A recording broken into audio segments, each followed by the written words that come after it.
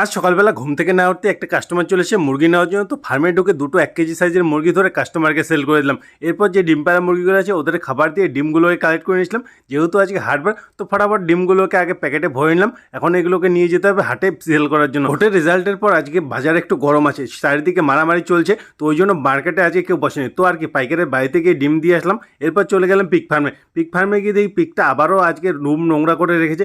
কি জানি কি হবে এদের। যাই হোক, এক এক করে সবার পেট পুজো করতে শুরু করলাম। এরপর বড়গুলোরও পেট পুজো করে এখন চলে গেলাম ম্যাডামের সাথে ম্যাডামের স্কুলে। ম্যাডামকে স্কুলে ড্রপ করে ওদিক দিয়ে চলে গেলাম পিকের খাবার আনার জন্য গোডাউনে। চারিদিকে মারামারি চলছে, যখন তখন খাবারের ব্যবস্থা বন্ধ হয়ে যেতে পারে। যেহেতু আমার লাইফ স্টকের ব্যবসা, তো আমাকে এক্সট্রা খাবার স্টক করে রাখতে হবে। তো ওই জন্য আজকে একটার জায়গায় দুটো বস্তা স্কুটারে লোড করে ফার্মে নিয়ে এসে রেখে দিলাম। এরপর চলে গেলাম খরগোশের ফার্মে। যেহেতু আজকে বৃষ্টির ওয়েদার, ওই জন্য খরগোশগুলোকে সব খাঁচার মধ্যে ঢুকিয়ে রেখেছি যাতে এদের ঠান্ডাটা কম লাগে। আর দেখো সবগুলো বাইরে থেকে কীভাবে উকি মারছে। এদের এখন খাবারের টাইম হয়ে গেছে। তো আর কি থার্মোকলের যে বক্সগুলোতে ঘাসের চারা লাগিয়েছিলাম, ওখান থেকে কিছু কচি ঘাস কেটে এনে এই বক্সটার মধ্যেই এদের খেতে দিয়ে দিলাম। দেখো কত সুন্দর খাচ্ছে। আর তারপরে আবার শুরু হয়ে গেল মুষলধারের বৃষ্টি। ফার্ম থেকে ঘরে ঢুকতে ঢুকতে পুরো ভিজে গেছি। তো আর কি স্নান করে নিলাম। এরপর একটু বৃষ্টি কমতে তারপর চলে গেলাম ম্যাডামকে নিয়ে আসতে ম্যাডামের স্কুলে। আর এখন ম্যাডামের যেহেতু হলো ম্যাডাম নাকি স্কুটি চালাবে, তো ম্যাডামকে স্কুটি চালাতে দিয়ে আমি পেছনে বসে গেলাম। আর তো এদিকে দেখো আকাশ কালো মেঘে ঢাকা, যখন তখন আবারও বৃষ্টি নামতে পারে। যাই হোক, এখন বাড়ি পৌঁছে দুজনে মিলে আগে পেট পুজোটা করে নিলাম। এরপর চলে গেলাম খরগোশের ফার্মে। যেহেতু খরগোশের ফার্মটা একটু নোংরা হয়ে গেছে,